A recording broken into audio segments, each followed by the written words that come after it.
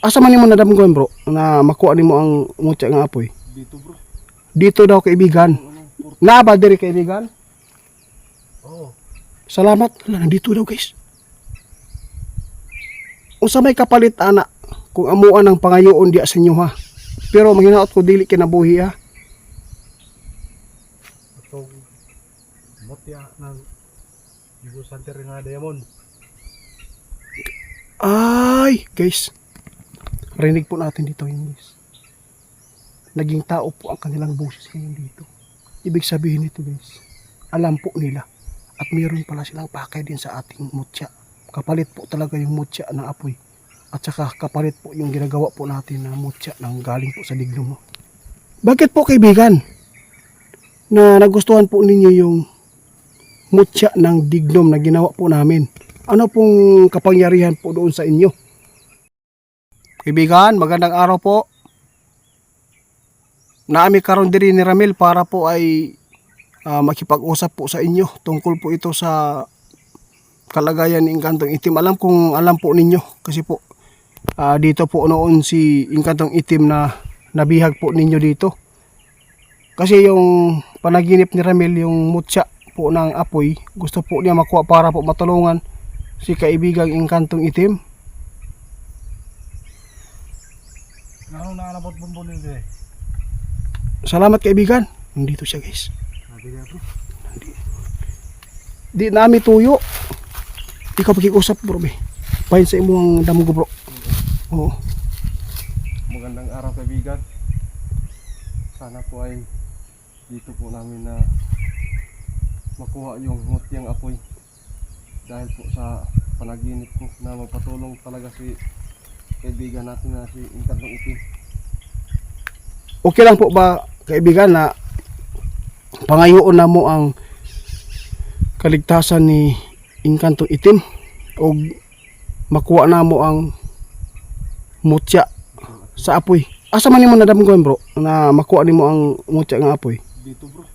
Dito daw kaibigan. Naba diri kaibigan? Oo. Salamat. Wala nandito daw guys. Unsa may kapalit ana kung amuan ang pangayoon diya sa inyo ha. Pero manghinaot ko dili kinabuhi ha. Atong mutya ng Igo Santer nga diamond. Ay, guys. Rinig po natin dito yun guys. Naging tao po ang kanilang boses ngayon dito. Ibig sabihin nito guys, alam po nila at mayroon pala silang pakay din sa ating mutya. Kapalit po talaga yung mutya ng apoy. At saka kapalit po yung ginagawa po natin na mutya ng galing po sa dignom. Bakit po kaibigan na nagustuhan po ninyo yung mutya ng dignom na ginawa po namin? Ano pong kapangyarihan po doon sa inyo? Bro, kinakailangan pala yung yung mutya. Ngayon tatanungin natin guys kung anong kapangyarihan po na magagamit po sa kanila yung mutya ng galing sa atin. Kaibigan, bakit po inyo nagustuhan po yung yung mutya na ginawa kong diamond? Bakit po? Ano pong bisa niyan? Kaibigan? Dako kaya ng bisa ng gahom na yung nakuha niyo nga kahoy sa mua. Ay pinakakaraan kaayo na. Asa di nagikan di ay? Sa mua pa ng mga ninuno.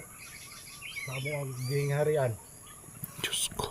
Guys, rinig po natin guys ha. Nagkipag-usap sa atin guys. Klarong-klaro po ang kanyang pinapaabot sa atin. Kaya nagustuhan po nila yung mutya na yan. Kasi po yung nakuha po natin dignom na ginawa po natin mutya. Sa kanila pala yan. No? Kanunuan pa daw nila. Kaya gusto po nila na meron sila na ganyan. Kasi po napakagamhanan daw. Paano namin po maibigay yan kaibigan? Kung pwede bang makita namin yung mutya ng apoy para po maibigay din po namin yung mutya namin sa inyo? Kaibigan? Usang orasan na mo dalon ang mutya na gikan sa mua o karos apo nimo ipakita ang imuhang mutya sa apoy. dalan ninyo sa alas 12 sa gabi aron makipakita niya ko ang yung kagustuhan. Sige po, sige, salamat. Salamat kaibigan. Guys, alas 12 po ng gabi, no? Ipadala ang aming mutya at ipapakita po daw niya yung mutya niya. Ikaw po ba yung tagabantay po dito sa portal? Ikaw? Oo. Salamat ha. Oo, alam ko hindi kami makadiretso po sa gingharian ninyo kung hindi kami dadaan po sa portal kasi po kayo po yung tagabantay. Maraming salamat po sa inyong pagtanggap ha, kaibigan. Salamat po talaga kaibigan. Bro. Ay, bro. Kaibigan, bakit po ninyo pinagkala po yung kahoy?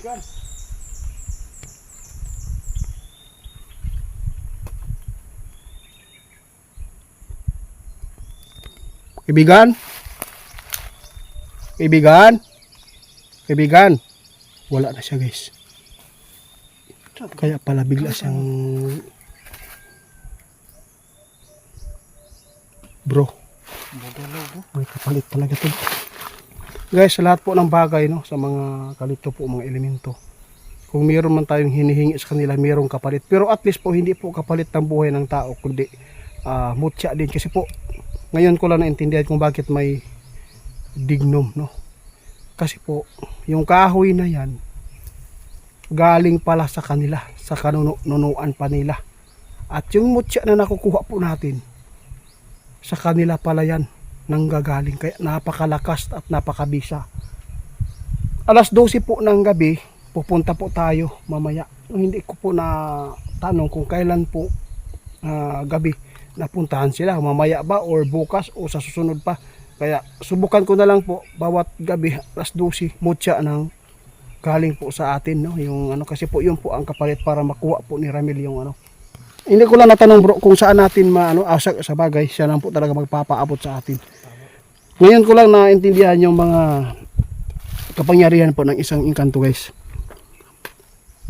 Boses tao, pwede din sila, boses ng alien, pwede po nilang magaya. Kaya nasa inyo lang po yung pasya, magtiwala man kayo sa ginagawa po namin. Sa pagkipag-usap namin dito, wala kami magawa. Kundi at least po, no, meron kayong mapagkunan kung dapat na respetuhin natin yung mga punong ito dahil po totoo po talaga na kapag ganito na kalaki, laging may nakatira. Tara bro, suingin natin bro, baka meron tayong makukuha dito.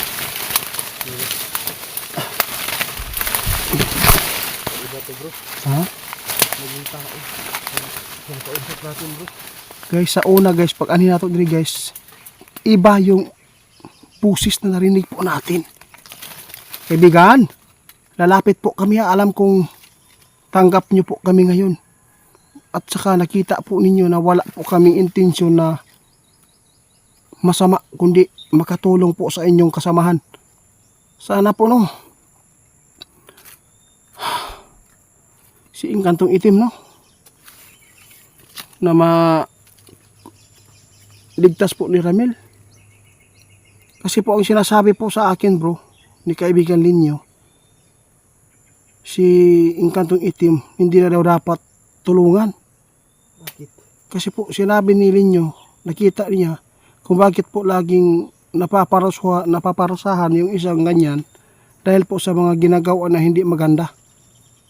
Mo yun ang nakuha na ako bro. Pero mas maayo pang bro, ta diri. Yun na lang. Doon kita sa una.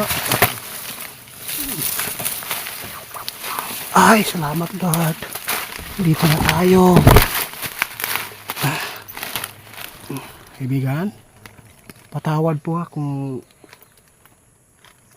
nanggugulo na po kami dito, nag-iingay. Nais lang po namin na